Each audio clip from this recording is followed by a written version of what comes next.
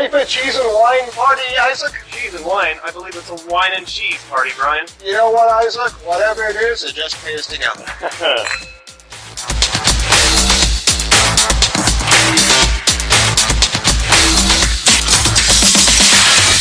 Welcome, everybody. I'm Brian Singh from Brian's Table. And I'm Isaac Dugal from Say Cheese. And we are going to pair wine with cheese. Oh, novel idea. Oh. Today, we are actually going to be going to Oregon. I know. Oregon. Is it Oregon or Oregon? I'm not sure. Okay, let's go with Oregon. Okay, what happens when a mine runs out of material? Oregon. Maybe it had something to do with the metal in the state. Or indigenous name, who knows? Who knows? But, you know, maybe the iron is now gone, so they're gone. There you go. It's terrible. We'll see if we use caught it. You on it. And in the house tonight, we have Boedecker Cellars 2017 Pinot Noir. One of the things that few people do know, but if you're in the wine world, you'd realize Oregon has made a name for itself in Pinot Noir. What happened was there were a lot of French winemakers that came across in the late 70s and 80s, and they said, this looks a lot like Burgundy. And lo and behold, they said, let's try planting some Pinot Noir. So in 1984, and this is getting into a little bit of the wine culture here, they got its designation as an AVA, and that stands for American Viticultural Area. So it is really recognized as a very distinct area. This AVA, which is part of the Willamette Valley, it's a big one. It goes all the way almost from Portland. It actually goes up to the Columbia River, which is on the north side of Portland, all the way down to Eugene. Wow. Right? It's long. But most of the better vineyards are to the north part, and it's literally just outside of Portland. I know, it's great. You know, it's like, hey, go to town, have the Portlandia experience. Go and find the Feminist bookstore, but take a drive down to Newburgh and you will get some lovely wines. This region also has unique geography and climate. You know, the winters are cool and damp. You don't get really a lot of snow in that area. The summers are hot and dry, and Pinot Noir thrives in those environments. The other thing too is that the soils are very unique. So if you look at the AVA, it's actually between two mountains, and it's an old seabed, very much like Burgundy. Oh, okay. So fantastic. So the other analogy back to Burgundy, they took primarily Dijon clones and they brought them to the Willamette Valley, and this is what the predominant Pinot Noir style is. Starting with Burgundian type clones, and the unique terroir is now going to be expressed itself in the wine. Outstanding. So let's now get to check out the nose. Let's give it a sniff, Isaac. Lovely. Ooh. I know, it's surprisingly very complex. Okay, first off, I get like, amber, like, not amber, cedar maybe? Yeah. Totally. There's smoky notes on that. Oh, absolutely. That's what you're picking up on. You know, maybe like a little bit of smoked cedar on it. That would be. I'm going to say, I would say that's coming from the oak as well. Okay. So yeah. 9 months on French oak on this Oh, one, right? Yeah. So you gain that. But a lot of small red fruit. Very, yeah. Raspberries, cherries. You get that kind of little jammy, that's mulberry on my nose. Okay, I was looking, there was something that I not normally smell in a grape. All right. Something green. Something beautiful green. Do you smell it? Maybe that's just a spruce. This is just kind of throwing me off. Yes, there's a forestry. Yes. A forest element to it. Fresh forest. Yes, not earthy forest. Fresh. But there's an earthiness to it. You're getting mushrooms off of it. A little bit of what traditionally with Pinot Noir, it has a signature smell, if it's well made, of a little of that poopy barnyard funk. The fuck. Yeah. Right? All right. It is a French grape after all. It is. That has nothing to do with the poopy smell. No, but the winemaking. Yes. But it's a very elegant wine, just on the nose already. I can't wait to try it next. Let's give it a taste.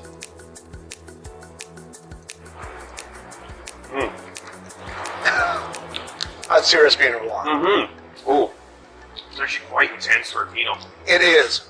It's compare that. So in Burgundy, you're going to get a lot of very solid fruit, nothing too bombastic, and you're also not going to. And you're also going to get a silky elegance. Here, you're getting the silkiness of the tannins. That's absolutely there. And the tannins are telling you this is also good with meat. Oh yeah. Completely good. Like a lovely roast chicken, I do. But because of the terroir, it's a lot more juicy. Oh, totally so. It is. You could taste the hot summers they get. Yes. So Yeah. a little bit more of the kind of stewed fruit getting in there. Getting some of the plumminess coming through. But really, that kind of earthy element, it's there. It rests on the mid-palate.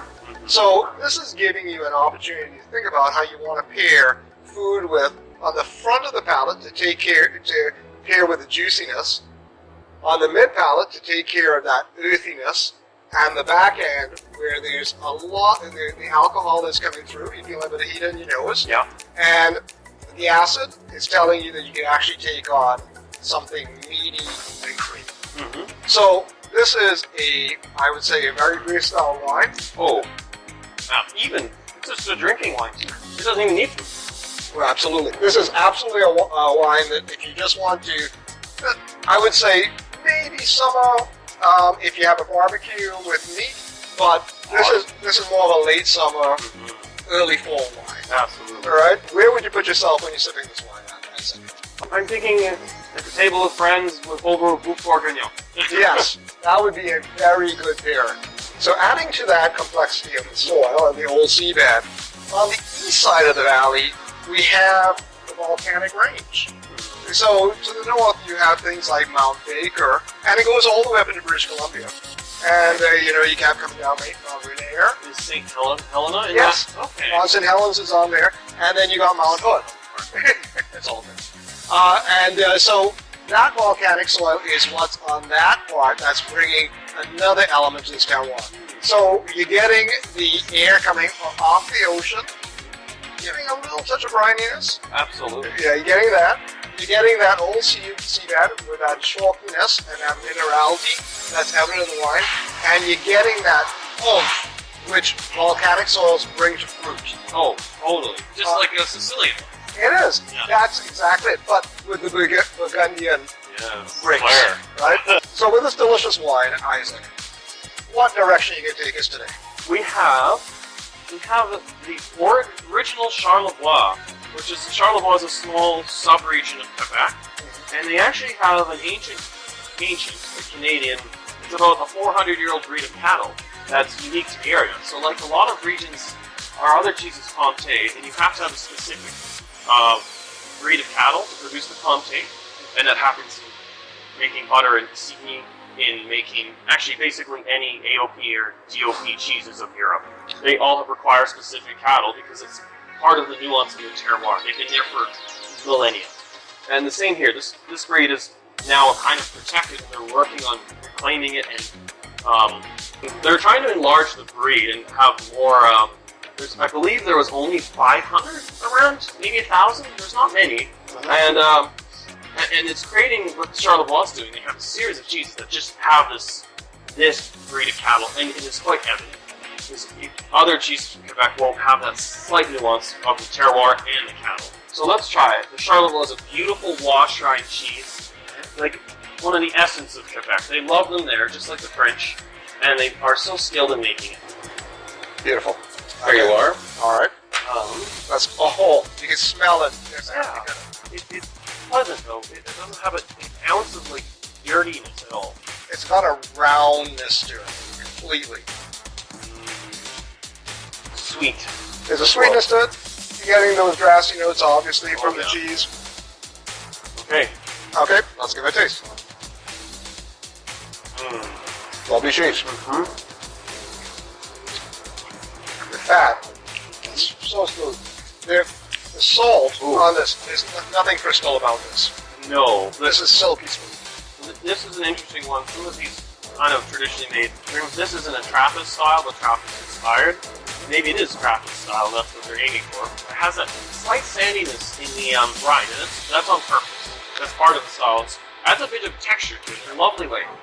One of the interesting things in terms of my physical sensation, because of the smell of cheese, I am getting that sensation in my lungs, which is adding to the experience of when I taste it.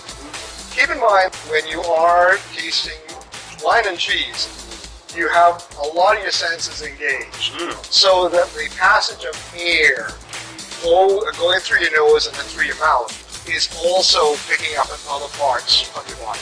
Absolutely. Yeah. And well, I mean, even the great cheese makers and longers, they always touch cheeses. And sometimes my clients, like, what are you doing? It's just like to see where it is. Yeah. You can tell immediately how ripe it is for these styles just by touching. It's got a lovely touch. You know, maybe some silicone implants too. It feels like it, but not whatsoever. Not that I would know. I could go on the back. Yeah, it's good though. It is. Okay, let's see how it goes with the cheese.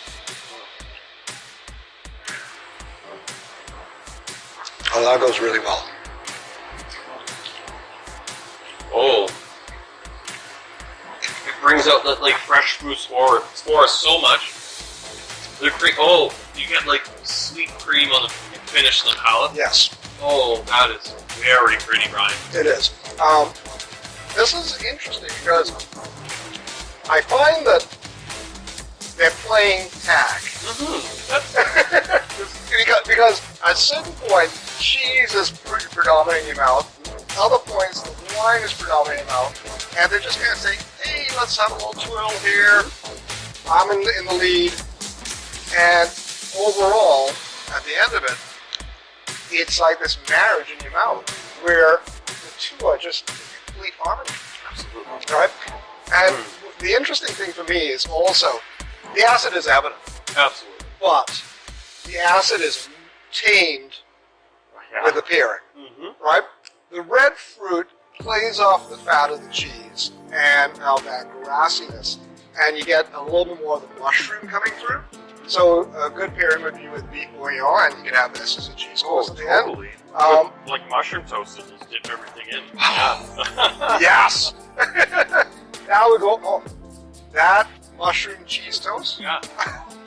Delightful. That would be obscenely delicious.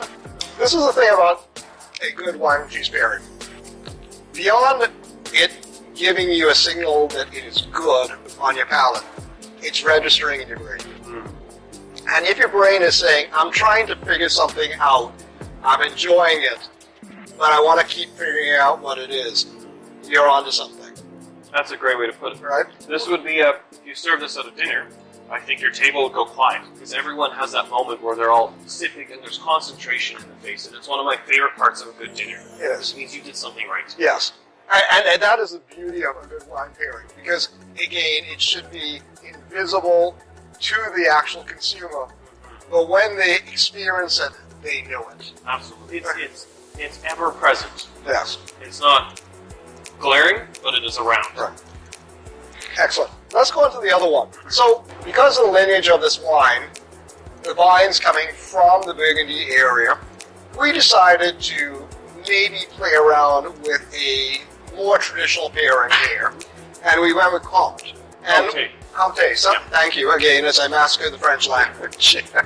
But the interesting thing that there's one gentleman in this area in Comté who is propagating a lot of the clones and is distributing them to the world, and Oregon is now coming to him to diversify their vines so they go beyond the typical Dijon clones which are so prevalent there, and which is important to diversify your vineyard stock. Absolutely. Okay, so let's so tell me a little bit about the Comté. Comté comes from the Jura in France, in the Comté region, and there are a classic Alpine cheese. They come in these large 80-pound wheels, like 36 kilo, beautiful things, and they range from its legal limit is 4 months age, anywhere up to 48 months, I believe. I think I've heard of rumors of 60 months. It might be legal. I'm not sure. That'd be amazing. Oh, and the thing about Comté is, like any cheese, the longer you age it, the more impurities. Same as wine. That's why people think aging wine is good. No, It shows only exception. Yeah. At Comté, 4 to 8 months, cool. It'll all be grand. And then it slowly starts to deteriorate unless it's an excellent batch. And that's why at the Vineyards, these massive cheese agers will have like aisles and aisles of Comté, big wheels. They're tasted rigorously to ensure that if they're going to age the product, it reaches its peak. And that's when a master cheesemaker will taste it and insist that this is ready. No more time. Right. In a very French manner. So, Yeah. And the fun thing about this is Comté is a very well-recognized cheese, and it has its AOC designation, and it really is meant to be going with Pinot Noir. Yeah, the Jura is full of Chardonnay, Pinot Noir, and what is the last? Is it Picpoul? I can't remember. Aligote. Yeah. Yes. That's perfect. And the Jura? I think they get the Aligote. Well, we can check. Yeah. Okay. Either way, we can always edit that out. Yeah. Well. Let's give the cheese a sniff first. Oh. The essence of Comté. This is an 18-month of Comté, Yeah. too. So this is stood the test of time. And it was opened quite recently because the texture is still very soft. It's not hard at all. So this is... Yeah, it's going to be quite a treat. Yeah. Nutty. Oh, I mean, it just smells of like fresh hazelnut. Yes. Okay, let's just dive. Yeah. Classic Comté. You get a little bit of salt crystals in there. Just beginning. Just studying. Very fine, but still creamy. And it's so nutty. It actually, it's almost like a rich caramel nuts, nutty caramel sauce. Brown butter. Yeah. Yeah. Like not in sweetness, but in flavor. Wow, that's beautiful. We have one more bite. It's lovely. See how it goes with cheese.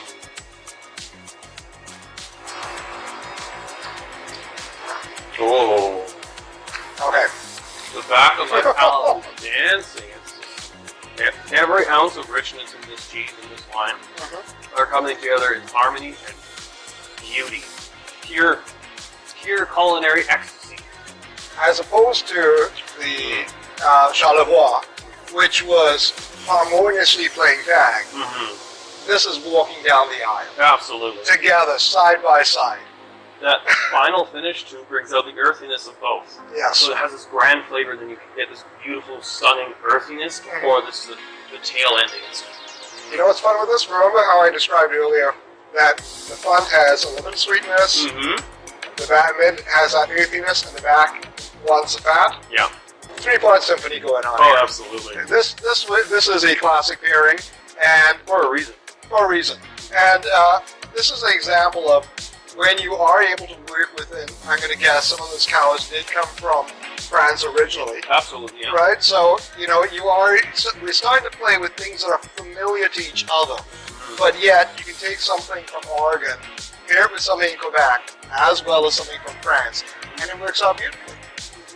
That's the wonders of language. Oh, totally.